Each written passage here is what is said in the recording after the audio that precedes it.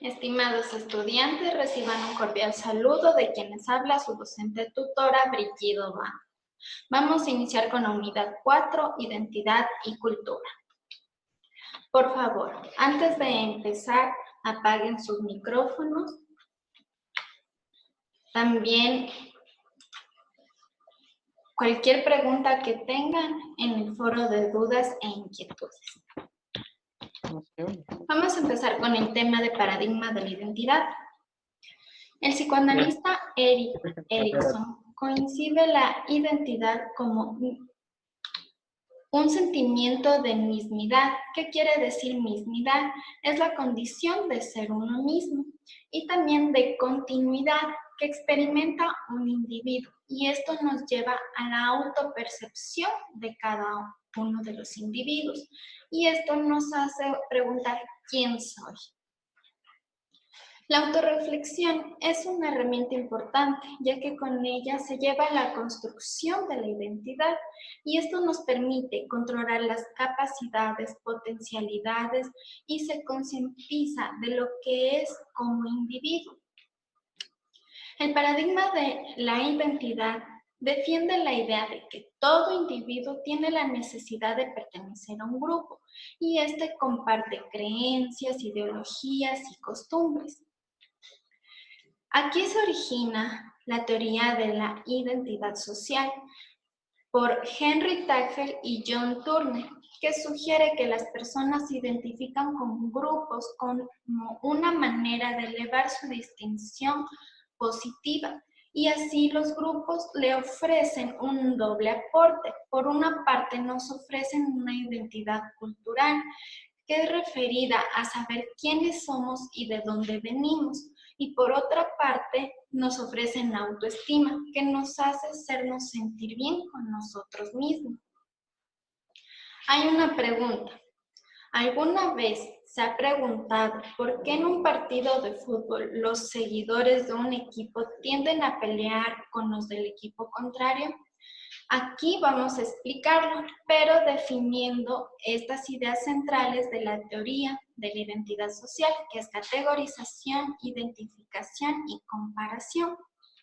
En la categorización tendemos a agrupar a las personas y a nosotros mismos en grupos de pertenencia, lo cual nos permite comprender su entorno, y a la vez cada individuo se va a ir asignando en la categoría en la que pertenece. En la identificación, una vez que nos hemos identificado con un grupo concreto, tendemos a actuar acorde a las normas de ese grupo, y nuestra autoestima crea una sensación de concordancia en nuestros valores, y esto aporta en estabilidad y hace que nuestro concepto de nosotros mismos sea positivo.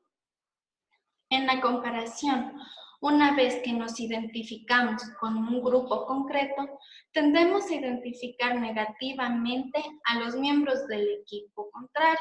Esto nos crea una conciencia de que nuestro grupo es el más fuerte y hace que nuestra autoestima vaya subiendo. Ahora, respondiendo a la pregunta anterior, aquí tendemos a categorizar el grupo con el que nos identificamos más y lo hacemos parte de nosotros. Le damos cualidades positivas, mientras que al otro equipo de personas lo tomamos como adversarios, como oponentes o simplemente como personas diferentes a nosotros, y por lo tanto les vamos a dar cualidades negativas. La identidad se genera de la interacción social, que es algo con lo que no se nace. Es una construcción de los individuos según la cultura y el contexto social. Aquí se forja esto en el día a día. Esto se relaciona con el sentido de pertenencia. Hay la identidad colectiva, que es la percepción consciente que comparte un grupo de personas que reconocen y manifiestan su pertenencia a una categoría de personas, a una comunidad, Esta percepción se basa en los aspectos comunes que les identifican.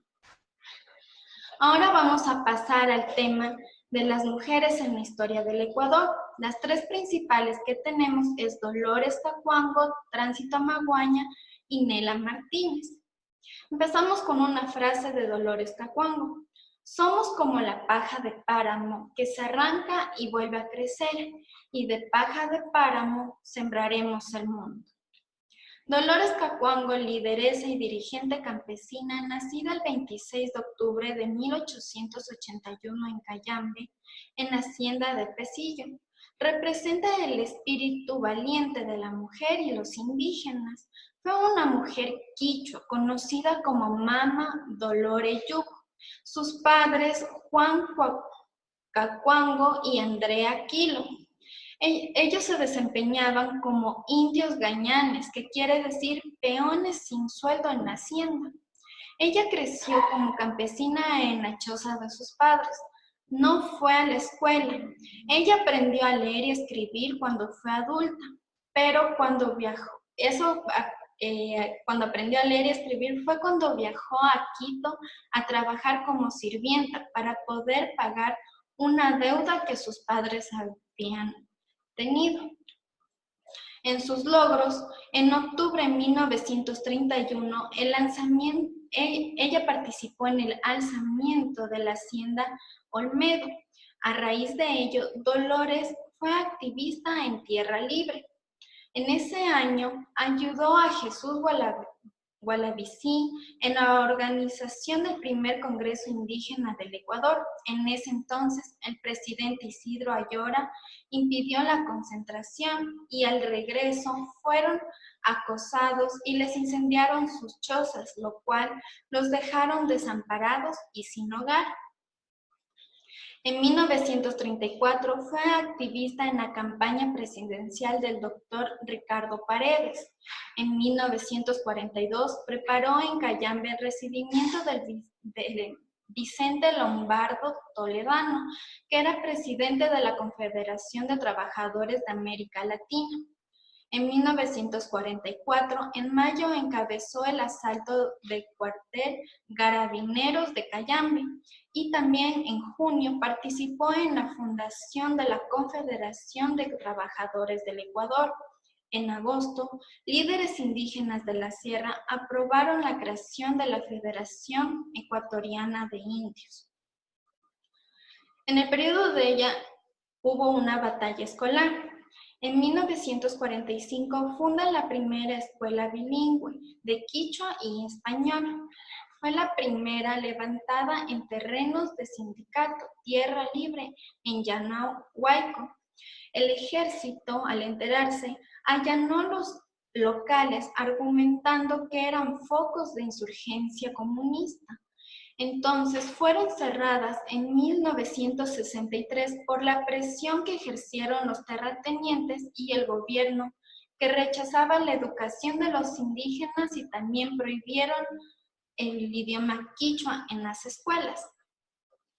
Sus últimos años fueron muy tristes, ya que perdió fuerzas, empezó a enflaquecer, sus piernas empezaron a debilitarse, y por todo esto ella se empezó a sentir cansada. Empezó a dejar de visitar las comunidades y las organizaciones.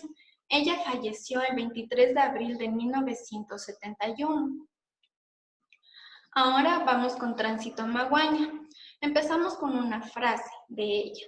Yo he viajado, he caminado por todos los lugares, pero jamás he negociado con la sangre de mis hermanos. Tránsito Amaguaña vivió casi 100 años. Ella nació el 10 de septiembre de 1909 en la comunidad de Pesillo, en la parroquia de Olmedo, Cayambe. Su nombre completo, Rosa Elena Tránsito Amaguaña Alba.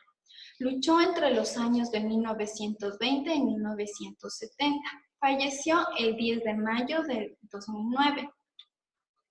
Sus logros: ella lideró la primera huelga de trabajadores agrícolas en 1931, lo que logró que les den un aumento salarial jornadas de trabajo de 8 horas diarias, pidiendo un descanso los días domingo, una supresión de diezmos, también dejar los huasicama. ¿Qué eran los huasicama? Eran personas que hacían los quehaceres domésticos en las haciendas de los terratenientes y por ello era una explotación para los indígenas. Por eso se les pidió que ya no sean los huasicama. También fundó los primeros sindicatos agrícolas en Ecuador en 1924. Pecillo, el Inca. En Mayurco, Tierra Libre. Y La Chimba, Pan y Tierra. Aquí también logró la aprobación del Código de Trabajo en 1936. También aprobación de la Ley de Comunas. Se estableció la defensa de la propiedad de las tierras comunales. Organizó las escuelas bilingües junto a Dolores Cacuango y Luisa Gómez de la Torre. Apoyó a la fundación de Federación Ecuatoriana de Trabajadores Agrícolas del Litoral y fue representante internacional de los indígenas de Ecuador durante los congresos celebrados en la URS y Cuba. También obtuvo reconocimientos oficial de las organizaciones indígenas campesinas y de la Federación de los Indígenas del Ecuador. Fue galardonada con el Premio Mundial Espejo de Quito y también obtuvo un Premio Nacional de Cultura Eugenio Espejo. Ahora vamos con Nela Martínez Espinosa. Ella nació el 24 de noviembre de 1912 en la provincia de Cañar. Sus padres, César Martínez Borrero y de Enriqueta Espinosa. Ella fue política y escritora. Ella perteneció al Partido Comunista del Ecuador y fallece en Habana el 30 de julio del 2004. Fue la primera mujer diputada en lucha en favor de indígenas y derechos de las mujeres. Participó en la creación y liderazgo de organizaciones sociales, en lo que logró la Unión Revolucionaria de las Mujeres Ecuatorianas, la Alianza Femenina Ecuatoriana, la Federación Ecuatoriana de los Indios junto a Dolores Cacuango, primera organización indígena del Ecuador, Sindicato Confederación de Trabajadores del Ecuador y Frente Continental de Mujeres contra la Intervención de Estados Unidos. Ahora entramos a los pueblos y nacionalidades del Ecuador.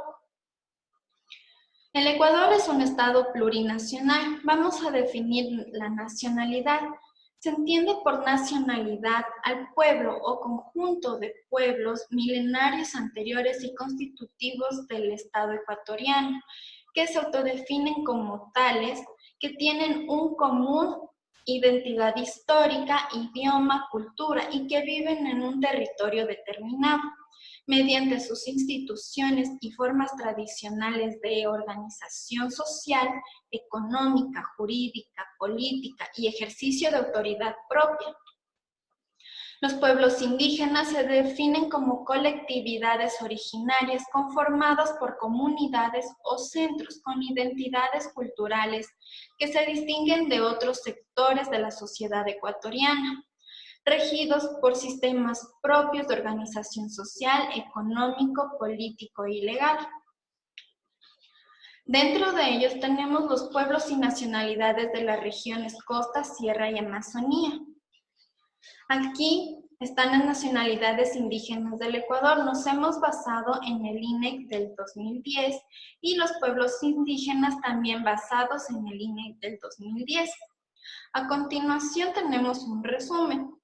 En la región Costa se encuentran ubicadas 4 nacionalidades, que está el Agua, Chachi, Épera y los Sáchiles. El Agua está ubicado en el Carchi, Esmeraldas e Imbabura, y en Esmeraldas está el Chachi y Épera. En Santo Domingo de los Sáchiles, los Sáchiles. Aquí tienen sus costumbres y tradiciones. Ellos realizan danzas acompañadas de sus cantos de su lengua nativa. Su instrumento destacado es la marimba, que es elaborado con madera de bambú y chonta. También realizan una sola fiesta que para ellos es denominada la Casama, que es el Año Nuevo. La vestimenta de una mujer es con una falda de diferentes colores que destaca el amarillo, el morado, el verde, el rojo.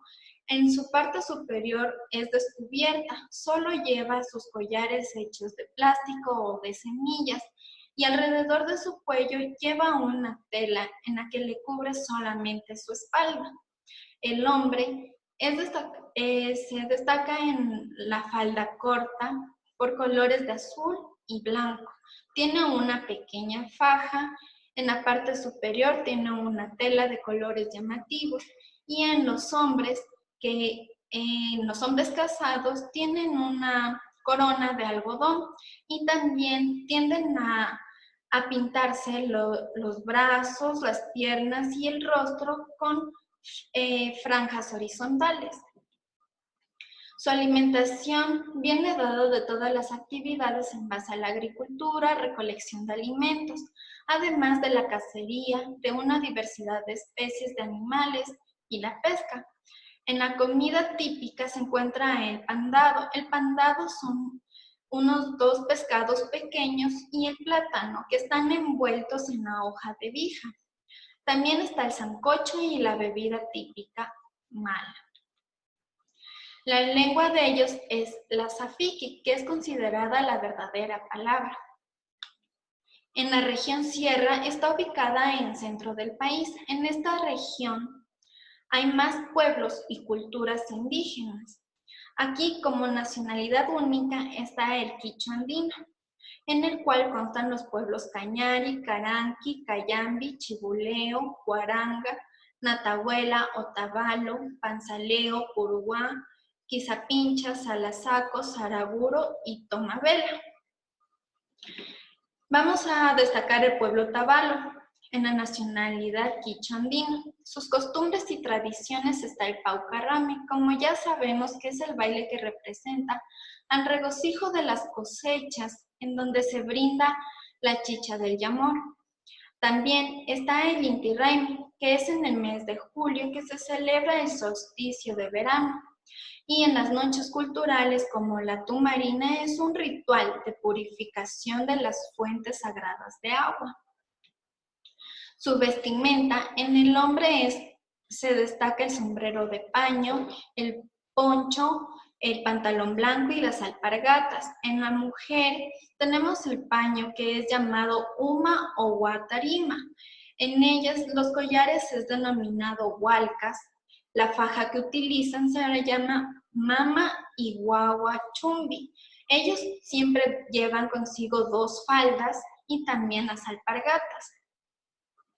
Su alimentación, la comida tradicional, es parte del acervo cultural de Otavalo. El plato más conocido es el del yamur, que se consume en septiembre durante la celebración de las fiestas del mismo nombre. Está compuesto por chicha de 7 variedades de maíz. También es acompañado por el mote, tortillas, empanadas y el ají.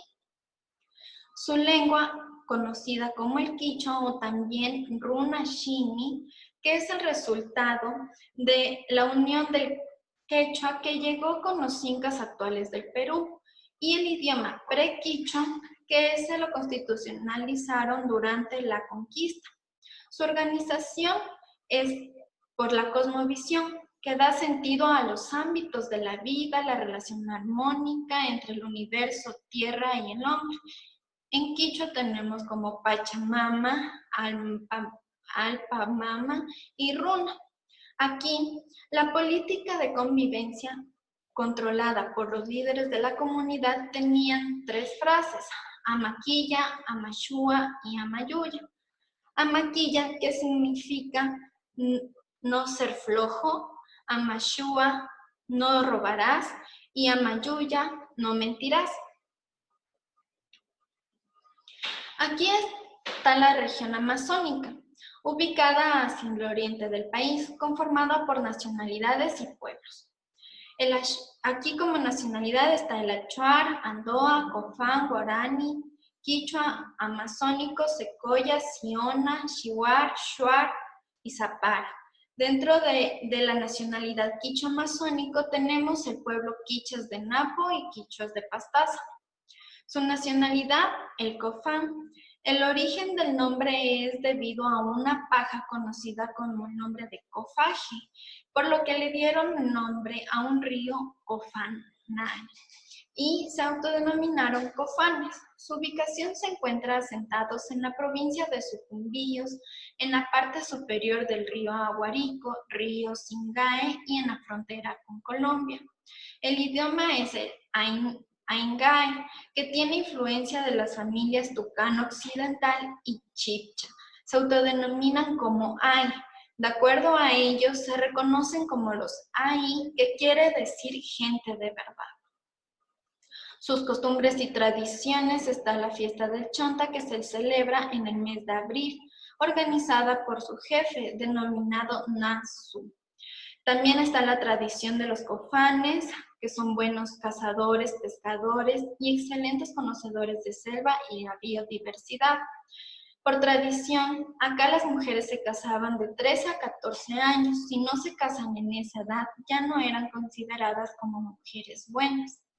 También constituyen el pueblo ancestral de la Amazonía, en que su territorio se encuentra delimitado por los ríos Aguarico, San Miguel y Guamas. En la nacionalidad del Cofán, la mujer, como vestimenta llevan unos camisones de manga corta, portan collares y pulseras y en la cabeza tienen una especie de diadema en forma de aro. A los hombres los adornaban en los hombros con plumas y aves de aves. En su alimentación como energía para el trabajo utilizaban la chicha y la chucula, que es una colada de plátano cocido mezclado con agua fría. Esta algunas veces lo utilizaban como desayuno, almuerzo y merienda. También cocinaban los huevos de tortuga y mezclados con orito o plátano hervido. Muchas gracias, estudiantes, por su atención.